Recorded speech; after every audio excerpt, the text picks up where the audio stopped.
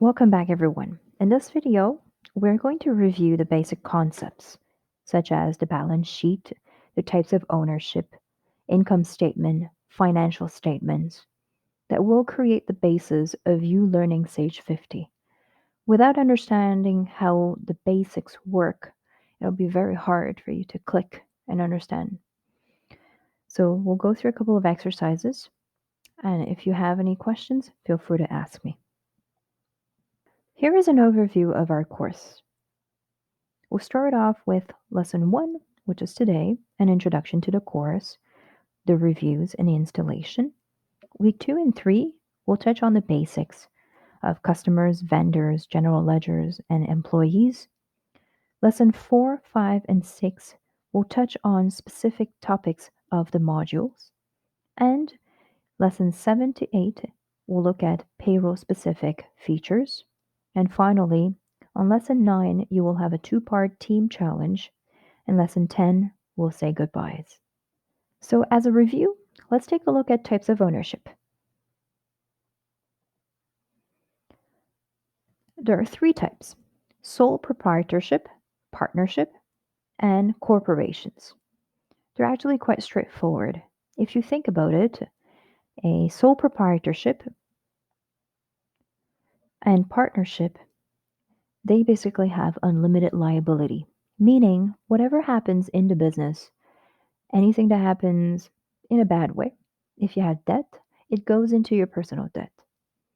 And anything that you earn becomes your personal income. So there's really no differentiation between the two. The setup is easy and inexpensive for both. So for sole proprietorship, it's really owned by just one person. For partnership, it can be owned by 2 or more people, who we call partners. What becomes a little bit more complicated is the corporation. The corporation sets itself as a separate entity. If the company goes bankrupt and there are debts, well, as a person who owns equity part of this company, you're not affected. A lot of shareholders own 100% of the company. However, the company as a separate entity has its own responsibilities, which we call limited liability. In a corporation, not only do you have shareholders, but you can also have boards of directors that ensure the company is working properly. So, when installing Sage 50 and creating a company, it'll be very important for you to know the type of ownership of this company in order to set up. Let's take a look at exercise 1.1. You have 5 different scenarios. Identify the type of organization based on the following independent financial statement findings. So, in this case, pause the video, take some time, and try to write down SP, which is sole proprietorship, P, which is partnership, or C, which is corporation. So choose one of the 3 and see what works. Once you have completed this, move forward and we're going to discuss the solutions. Great job. So right now, let's take a look at each statement. The equity section of the balance sheet has one capital account. Capital account, you and your friend tried to start a business and you decided to be the person who will put the capital, which is the money to start the business. Having one capital account means that there's one owner, which is a sole proprietorship. If, in a sense, your one capital account is switched off into shares and percentage in equity, therefore it would be a corporation. Number 2, the owners receive dividends, a distribution of earnings in the form of cash. So in this case, any type of dividends belongs to a corporation. A corporation year end, if they have made profit, would like to give some to the shareholders. Otherwise, they would take the profit and put it back into the company. So in this case, it's a corporation. 3. There are two capital accounts. So in this case, you have two capital accounts, which is a partnership between Tara and Sheila. 4. The one owner receives distribution of earnings in the form of withdrawals. So, in the form of withdrawals, meaning that it's not dividends, they simply take the earnings and take it out of the account. If there's only one owner, it's therefore a sole proprietorship. 5. A manager, also the owner of a business, is paid a salary that is recorded as an expense. So the manager has a wage, and this wage is accounted as an expense to the company. However, this owner also owns shares within the company, in this case, a corporation. Let's take a look at our next topic, which is an overview of accounting documents. In this video, we're going to focus on two main things, which is the balance sheet and the income statement. There are four major financial statements, which is the balance sheet, the income statement, as well as the statement of changes in equity and the cash flow statement. We're going to focus on these two. Why? Because they are the most relevant ones that you would use with Sage 50. Now let's focus on balance sheet. If we take a look at the difference between a balance sheet and an income statement, the balance sheet can have many. It can have one at the start of a period and one at the end of the period, simply because the balance sheet is a picture of the company at one point in time. So on January 1st, 2020, balance sheet, you will see how the company goes at this specific point in time. On the other hand, the income statement will show you the position of the company during a period of time. So the period can be from January 1st until December 31st, 2020. Most of the time, or most companies, they would have a 1-year reporting period, starts from January and ends in December, which is what we call the fiscal year.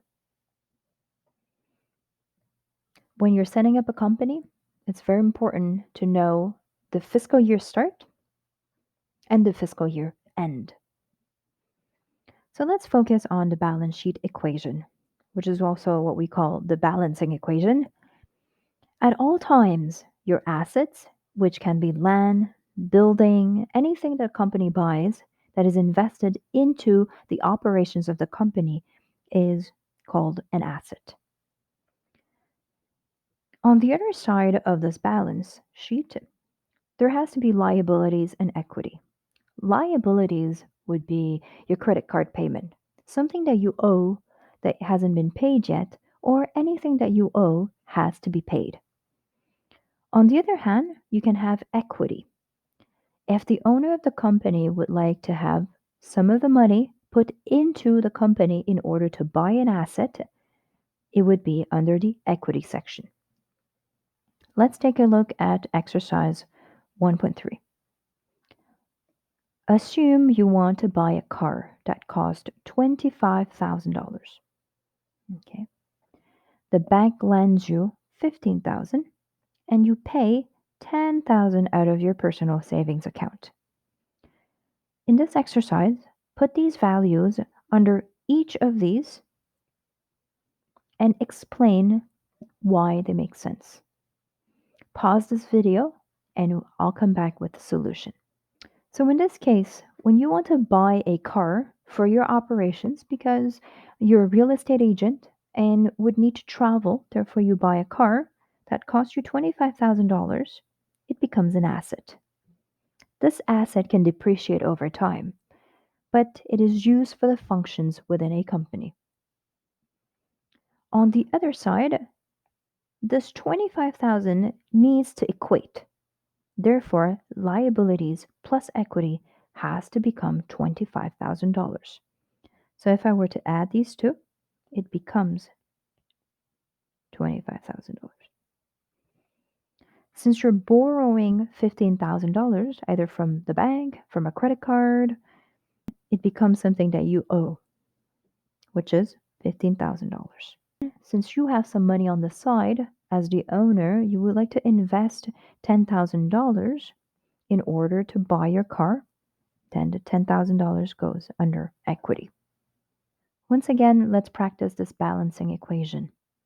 I'll give you a moment. Try to find the numbers under the question mark. Good job. Now, let's do a few calculations.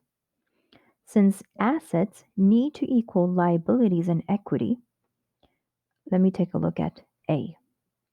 In A, in order to find equity, I will have 75,000 minus 40,500, which will be equal to 34,500.